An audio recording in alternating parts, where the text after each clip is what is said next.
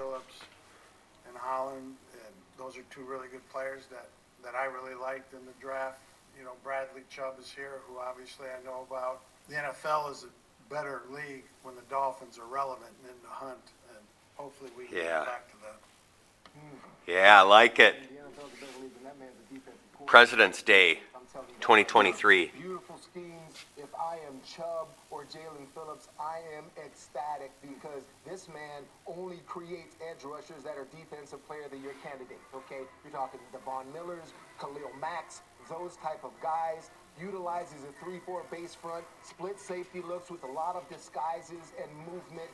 Very brilliant offensive mind. And this is what I love about it, fellas. You got the young, hip Mike McDaniel wearing the Gucci shades or whatever he be wearing, $20,000 watches, and you got old school Vic Fangio coming to South Beach, and I absolutely love it. Man, this is huge.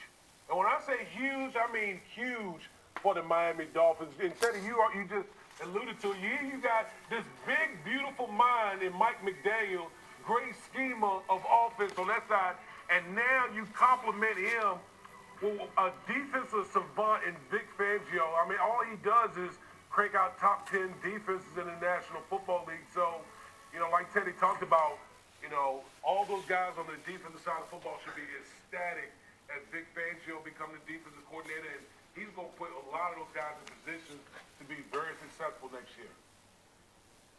So, to me, this also speaks to the maturity of Mike McDaniel and the trickle-down effect when you have a head coach in this position willing to make these decisions. It is not every day. Sean McVay did this with Wade Phillips back when he was hired with the Rams, but young coaches sometimes can feel threatened by someone as experienced as Vic Fangio, because the second that young coach starts to fail, you start thinking about that interim coach if that coach is out, and Vic Fangio would be that guy. But McDaniel say, no, we're putting together a staff here. I'm an alpha male, and I'm going to put together the guys that we can best win with. And then what happens after that? Vic Fangio goes and takes Ronaldo Hill away from the Chargers, who was the defensive coordinator there.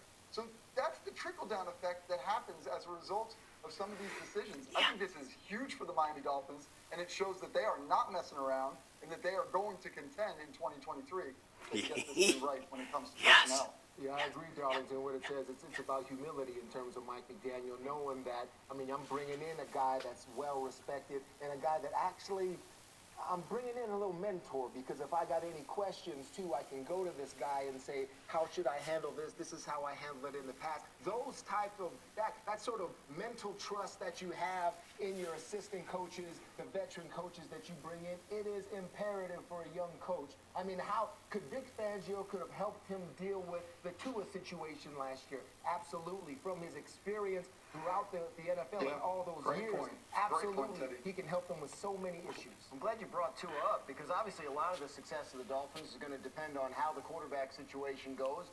Tua coming off, obviously, a very difficult year with the concussions. Jeff, what are their plans for him going forward?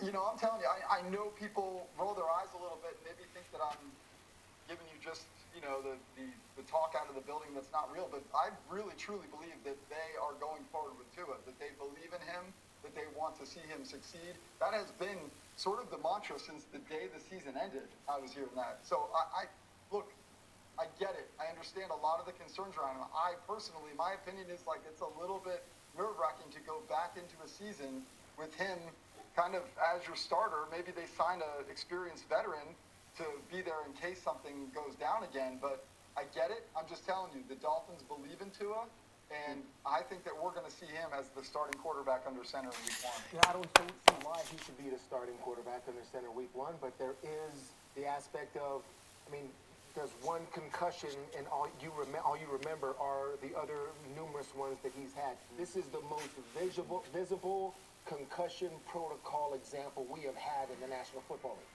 Okay, with Tua getting one, and then the whole investigation, so much to digest. If he were to get just one concussion in the course of the first month or so, what happens then? What happens? That's all I'm saying.